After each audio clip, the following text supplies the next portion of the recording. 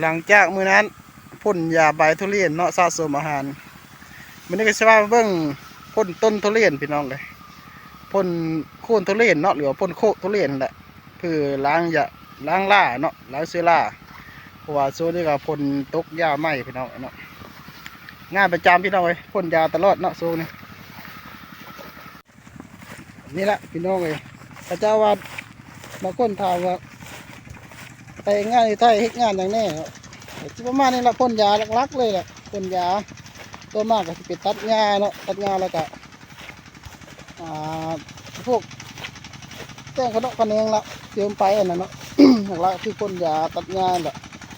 ดูแลใบซะช่วงนี้เนาะเพราะว่าช่วงนี้ก็ช่วงที่เตรียมเอามากเอาผลพี่น้องเลยเนาะเกี่ยวเอาดอกช่วงตอนนั้นเน้นนักเนาะเลยพ่นยาเนาะพ่นกาพ่นดุแน่เนาะเพราะว่าย่ามตัดผลไม้แล้วก็กับบอที่เป็นได้พี่น้องเลยประมาณ10 มื้อหรือว่าบางทีก็10 มื้อ10 ปลายมื้อแน่เนาะคอยพ่นตัวนี้ตัวนี้กำลังเกี่ยวใบกำลังงามพี่น้องเลยเนาะใบตัวเดียวนี่แต่ที่พ่นดุแน่เนาะตัวนี้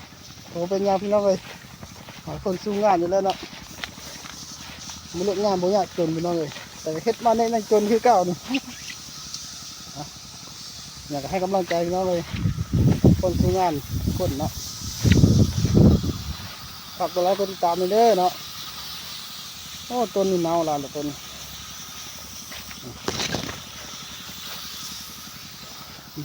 เน่าพี่น้องนี่คือต้นเน่าสาเหตุที่พ่นยาล้างโค่นกันเนาะเพราะว่าต้นมันเน่าแบบนี้เลยเพราะว่าที่ล่างก็บางทีก็อาจตายได้ต้นนี่เนาะตัดทิ่มโค่นลงทิ่มแบบนั้นนะเขาเรียกว่าใช้ยาล่าล้างมาตัดช่วยได้ในระดับนึงเนาะในกระบอกน้ำตะแก่เพิ่นว่าสีสูตรแต่ของเพิ่นเนาะเท่ากับมีนาทีเท่ากับทำไปเรื่อยๆแล้วก็เห็นต้นใดมีเพมีโรคกระบอกเพิ่นพนัดเนาะเอาพี่น้อยคลิปนี้เนาะกระบอกยาววันใดให้เบิ่งเรื่องลักเนาะในการทำโซนก็คือนี่แหละพ่นยาเนาะตัดหญ้าแต่งกันเองไปนี่แหละพี่น้องเลยก็เรียกลักอีโซนนี่คือโยงเนาะโยงทุเรียนโยงเชือกเนาะแล้วก็ตัดทุเรียนไปพุ่นละแล้วก็มดฤดูกาลที่น้องเลยวันกลับบ้านเนาะเอาไปพักผ่อนไปจะกลับกับไปจะกลับแล้วก็ย่าโซนนะเอาพี่น้อยเนาะฝากกดไลค์กดติดตามเพื่อเป็นกำลังใจพี่น้องเลย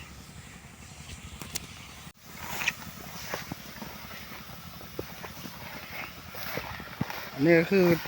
ต้นใหญ่เนาะต้นน้อยปนเดือนทุเรียนกันส่วนนี้อยู่ใน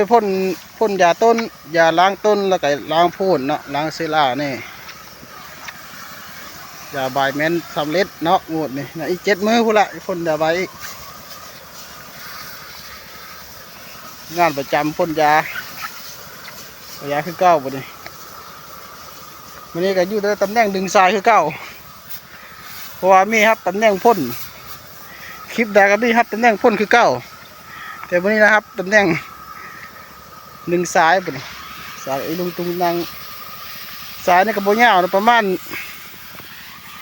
300 เมตรหรือว่า300 เมตรนะ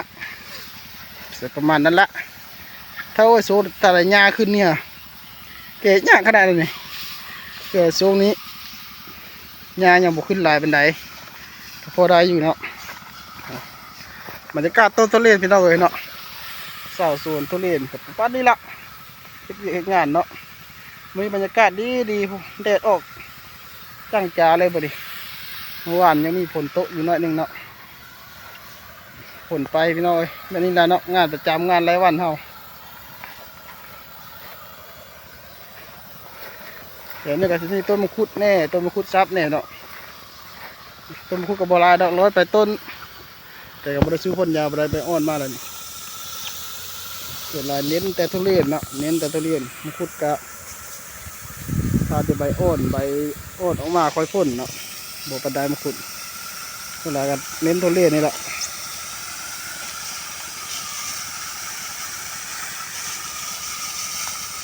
พ่นไปน่ะอีปูนยังหมดแล้วนี่พวกหลายศูนย์นี่ก็คือว่าค่อนข้างกว้างหลายเติบเนาะประมาณ24 ไร่เนาะ4 ไร่เนาะ เหลือตกบ้านเท่ากับประมาณ6 เฮกตาร์ประมาณนั้นละ2 คนทำก็พอดีบางงานก็ทันแน่บางงานก็บ่อยากทันแน่ ถึงมาเลย